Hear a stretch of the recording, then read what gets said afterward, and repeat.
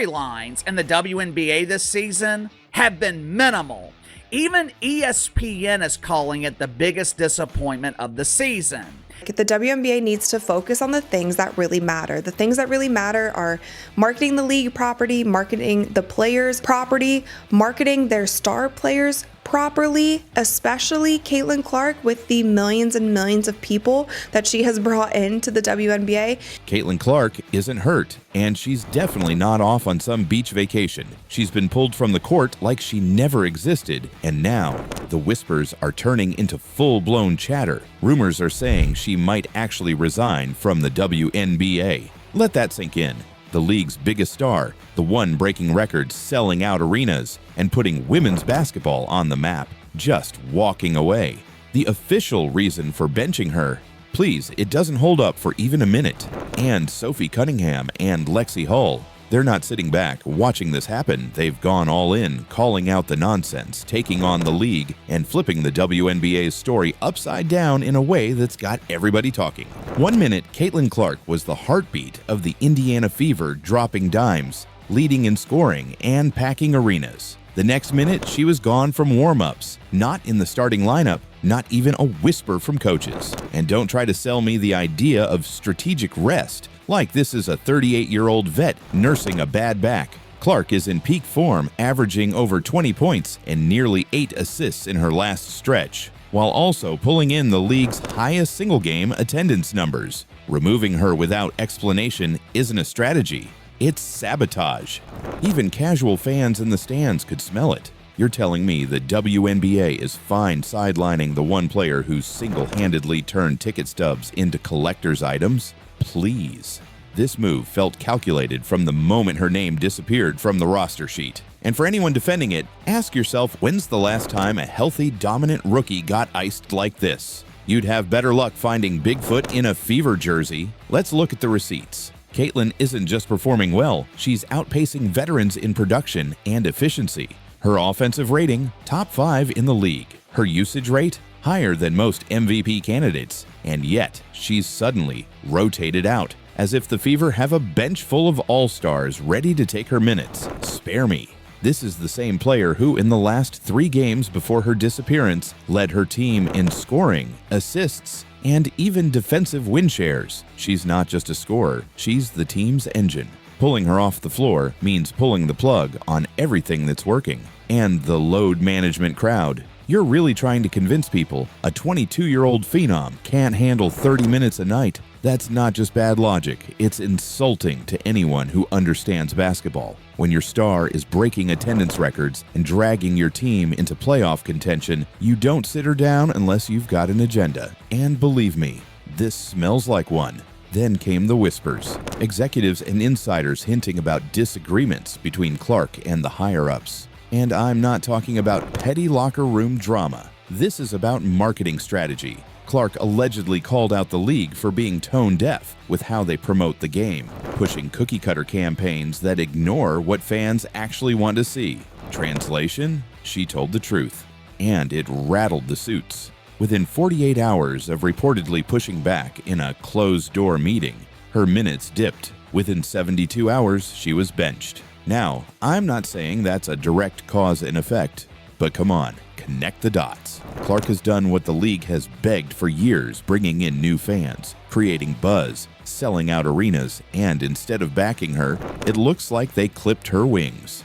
And here's the party the haters will hate. That's not diva behavior, that's leadership. When your best player has ideas to make the game bigger, you don't silence her, you listen.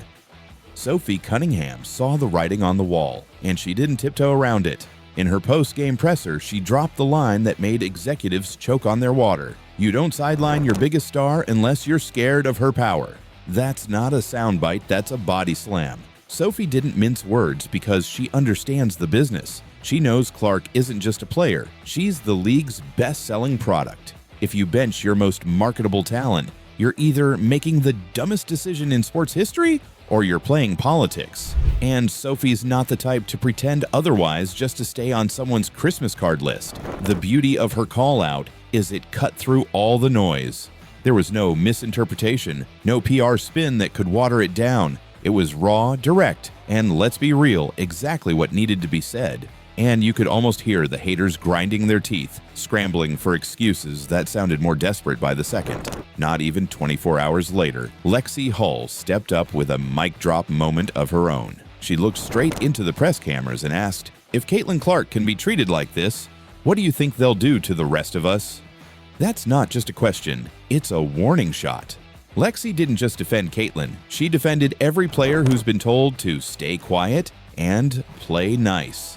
The timing was perfect, the delivery flawless, and the message impossible to ignore. Her follow-up sharing a photo captioned with one word, loyalty, turned an already tense situation into a full-blown locker room conversation. And here's the kicker. The veterans trying to downplay this as rookie growing pains suddenly found themselves staring at a younger generation that isn't afraid to call out hypocrisy. That's a culture shift. And anyone brushing it off is either scared of losing control or too stuck in the past to see what's coming. Behind the scenes, things got messy fast. You could feel the divide between players who were ready to speak out and players who wanted nothing to do with the controversy. And you know what? That's exactly what the league's power brokers count on, splitting the locker room so nobody has enough unity to push back. But this time feels different. Sophie and Lexie's defiance lit a fuse, and suddenly, the whispers in private became conversations in team meetings. Players started asking hard questions about who gets protected, who gets punished, and why. The old school know your place crowd hates this kind of disruption because it's not how things were done when they were rookies. But the reality is, that way of thinking is outdated. You can't build a modern league on fear and favoritism. And for the haters who think this will blow over, keep dreaming. This is only picking up steam. After days of speculation, the league finally put out a statement. And let me tell you, I've seen more substance on a napkin. No mention of Clark, no acknowledgement of the controversy, just a bland rotational decision excuse that insulted everyone's intelligence. You expect fans who just bought tickets to see Caitlin to trust the process like this is some secret playoff strategy? Get real. The league's response wasn't damage control, it was damage denial. And instead of calming things down, it poured gasoline on the fire. Any analyst worth their salt could see this wasn't about basketball rotations. And the more they pretend it is, the more obvious it becomes that they're hiding something. Then came the joint interview, and you could feel the tension before they even spoke. Sophie and Lexie sat shoulder to shoulder, their eyes locked on the camera. Not a blink, not a smirk, just pure intent. Sophie delivered the punch that landed like a hammer. If this is how you treat the player who built your league, no one's safe. It wasn't a throwaway line. It was a statement loaded with history, frustration, and defiance. The tone was ice cold, the delivery surgical, and you could almost hear every executive in the league office shifting uncomfortably in their chairs. Lexie jumped in without hesitation, her voice steady but sharp. "We've been told to stay quiet for too long. Not anymore." That's not just talk, that's a battle flag being planted in the middle of the court. For years, players have been trained to smile, nod, and play the game on and off the floor. Now, that script is being ripped to shreds. The boat's not just rocking, it's tipping over, and the people steering it are scrambling to keep their balance. And for anyone still pretending this is a minor flare-up, think again. When athletes stop caring about the fallout and start speaking with this kind of conviction, the power dynamic shifts. That's when the people in charge start losing sleep, and they know it. And here's where things take a turn nobody saw coming. The latest whispers floating around arenas, locker rooms, and even from a few well-connected former players. Caitlin Clark might be ready to resign from the WNBA. Yeah, you heard that right, walk away entirely. Sounds crazy at first, right? Why would the league's biggest star even think about leaving this soon? Well, take a step back and look at the mess she's been dragged through. She went from being the poster child for the league to being benched without warning, iced out of the spotlight for reasons nobody can explain without tripping over their own words. That's not just frustrating, it's draining for someone wired to compete. Picture this. You're breaking attendance records. Your games are must-watch events. TV ratings spike every time you step on the court, and sponsors are lining up just to be associated with your name. And instead of celebrating you, the league acts like you're a threat to manage, not a player to promote. No wonder people are starting to believe these rumors. If she does walk, overseas leagues will be waiting with open arms, bigger paychecks, and the kind of superstar treatment the WNBA hasn't even offered. Sponsors, they'd follow her in a heartbeat. And if that happens, the WNBA wouldn't just lose their top player, they'd lose their heartbeat. And that's a hole you don't fill with a press release.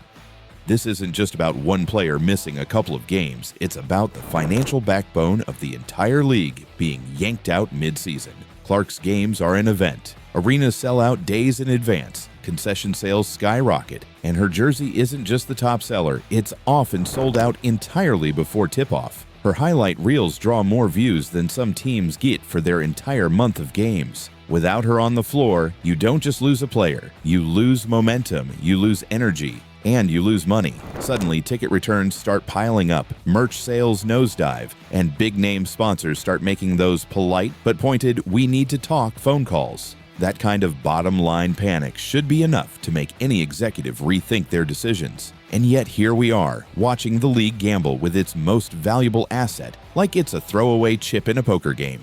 This isn't tough love, it's reckless business. The whole "no one player is bigger than the league" slogan sounds inspirational on paper, but in reality, the league's survival is tethered to her impact. Pretend otherwise, and you're not guarding the future, you're walking it to the edge and giving it a shove. What started as one player's mysterious benching is turning into something much bigger. Alliances are forming across teams, and the message is clear. The era of silent compliance is over. Sophie and Lexie are leading the charge, but they're far from alone. This is about reshaping the power balance in women's basketball, putting the game back in the hands of the players who actually make it worth watching, and to the haters still clinging to the idea that this is all overblown.